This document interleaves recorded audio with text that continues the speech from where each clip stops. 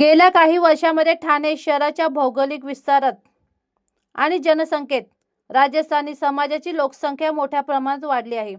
ठाण्याच्या लोकसंख्येत 12 ते 13% राजस्थानी समाज निवासी आहेत, जे राजस्थानची परंपरा आणि हिंदू सनातन संस्कृती म्हणून भाजपा आणि शिवसेना शिंदे गटाचे निष्ठावान समर्थक राहिले आहेत. वर्षानुवर्ष प्रत्येक निवडणुकीत त्यांनी त्यांना तन मन धन पासून निस्वार्थपणे सहकार्य केले आहे. त्यामुळे येत्या ठाणे महानगरपालिकेच्या निवडणुकीत राजस्थानी समाजातील जे अभ्यासू आणि निष्ठावान कार्यकर्ते पक्षात काम करत आहेत, त्यांना पक्षाने संधी देऊन राजस्थान समाजाला न्याय द्यावा, असे आवाहन आता राजस्थान समाजाकडून करण्यात येत आहे. तसेच राजस्थानी कला मंचावर उपमुख्यमंत्री एकनाथजी शिंदे यांनी दिलेला शब्द पाळावा आणि किमान 4 ते 5 उमेदवारांना प्रभागाचे आकलन करून संधी द्यावी, अशी अपेक्षा आता होत आहे. रविवार दिनांक 21 डिसेंबर 2025 रोजी राजस्थान प्रगती मंडळ ठाणे व राजस्थान विकास मंच यांच्या वतीने पत्रकार परिषदेच्या दरम्यान ही मागणी जाहीरपणे करण्यात आली.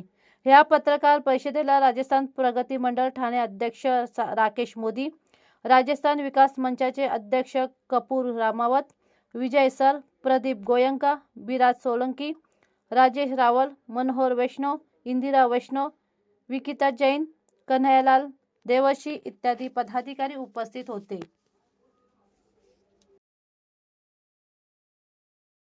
मंडल, राजस्थान विकास मंच व राजस्थानच्या तमाम संस्थांच्या वतीने एकत्र येऊन आम्ही लोक आज या प्रेस कॉन्फरन्सच्या माध्यमातून ठाण्यातले भारतीय जनता पार्टी आणि शिवसेना महायुतीकडे आमची मागणी आहे की ठाणे शहरात राजस्थानी समाज ते पॉप्युलेशनमध्ये 12 ते 13% आहे. 12 ते 13% राजस्थानी समाजाचे 36 कौमची लोक म्हणजे आपल्यात एक चांगली मेजॉरिटी आहे. तर आमचं ह्या माध्यमातून एक निवेदन आहे की समाजाचे 4 ते 5 लोकांना येणाऱ्या महानगरपालिकेत प्रतिनिधित्व देण्यात यावे. आणि ऑलरेडी ह्याच्यापूर्वी उपमुख्यमंत्री एकनाथ शिंदे साहेब, नरेश मस्के साहेब, प्रताप सरनाईकजी, निरंजन डावखरे, संजयजी केलकर ह्या लोकांनी आमचं राजस्थानी महोत्सवला आम्हाला सांगितलं होतं की समाजाचे 4 ते 5 लोकांना ते प्रतिनिधित्व देणार. तर आपल्या माध्यमातून हीच विनंती आहे की त्यांनी त्यांची कमिटमेंट पूर्ण करावी. समाजाच्या याच्यातून 4 ते 5 योग्य उमेदवारांना त्यांनी प्रतिनिधित्व द्यावा, जसे की राजस्थानी समाज पूर्ण ठाण्यातील एकत्र येऊन प्रत्येक वेळेमध्ये त्यांना व महायुतीच्या कॅन्डिडेटला निवडायला प्रयत्न करतील. आणि आपल्या माध्यमातून आम्ही महायुतीला राजस्थानी समाज ठाण्यातलं पूर्ण समर्थन करत आहोत. काय झालं तर काय करणार? 36 कोमचे राजस्थानी समाजाचे ठाणे महानगरपालिकेचे ते 12 ते 13% पॉप्युलेशन आहे. विशेषतः 10 ते 12 प्रभागात आम्ही निवड केलेली, जिथे राजस्थानी समाजाचे लोक आहेत, तिथून आम्ही डिमांड करतोय. आणि त्या हिशोबाने पक्षश्रेष्ठीमध्ये उपमुख्यमंत्री एकनाथ शिंदे साहेबांनाही आम्ही भेटलो आणि BJPचे यांना भेटलो. त्याच्यातून त्यांचा सर्वे चालू आहे आणि त्यांनी आम्हाला आश्वासन दिलेलं आहे की 100% राजस्थानी समाजाच्या लोकांना प्रतिनिधित्व देऊ. तर येत्या 2-3 दिवसात माहिती पडेल की कुठल्या कुठल्या प्रभागात ते द्यायला ते विचार करतायत. विचार चालू आहे त्यांचा. विचार झाला नाही तर तुमचं पुढचं बळ काय?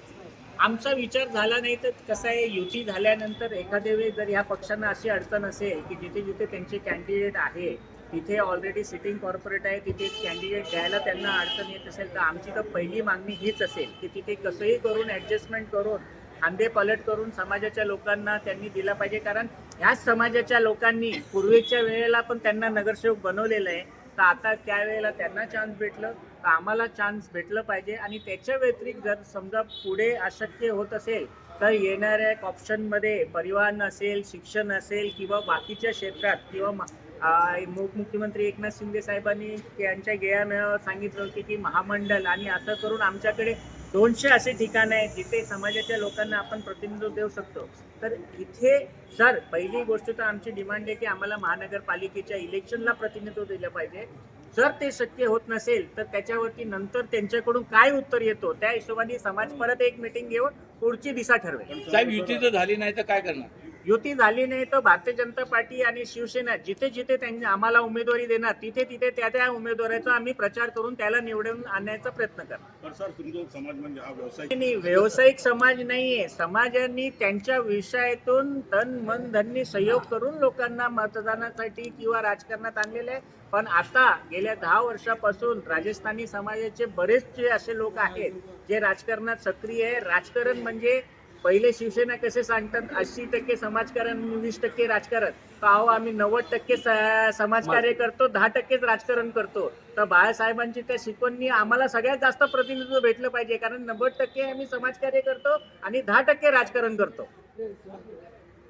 की यंदा आम्हाला उमेदवारी भेटलीच पाहिजे आणि आम्ही उमेदवारी मागताना मोगाम उमेदवारी मागत नाहीये. जे आमच्या समाजातले केपेबल कॅन्डिडेट आहे आणि विनिंग क्रायटेरियामध्ये बसणारे कॅन्डिडेट त्यांच्यासाठीच डिमांड करतो. मागायला आम्ही 10ही मागितले असते, 15ही मागितले असते. आम्ही 4 ते 5 कॅन्डिडेट काच मागतो, कारण तेच कॅपेबल आहे निवडून यायला आणि जे निवडून यायला कॅपेबल आहे त्यांच्यासाठीच आम्ही डिमांड करतो. विकास मंच महाराष्ट्र अध्यक्ष, करीब 8 वर्ष के लंबे इंतजार के बाद में एक महानगर पालिका का चुनाव अभी आया है और इस ठाणे शहर की सबसे पुरानी संस्था राजस्थान प्रगति मंडल और राजस्थान विकास मंच महाराष्ट्र के माध्यम से हम हमारे ठाणे शहर के भारतीय जनता पार्टी के शीर्ष नेतृत्व और माननीय उप मुख्यमंत्री श्री एकनाथ जी शिंदे साहब से ये निवेदन कर रहे हैं कि राजस्थानियों की बड़ी संख्या थाना शहर में है। उसी को देखते हुए हमें 4-5 योग्य उम्मीदवारों को एक मौका देना चाहिए। राजस्थानी समाज के अगर मौका देंगे तो राजस्थानी समाज के जो चुनकर आने वाले जो नगर सेवक हैं वो अपनी कर्मभूमि का मान बढ़ाएगा और बहुत ही अच्छी तरह से विकसित भारत के सपने को पूरा करते हुए अपने विकसित थाना में अपना योगदान करेगा। ऐसा मेरा निवेदन है। धन्यवाद। जय हिंद, जय महाराष्ट्र।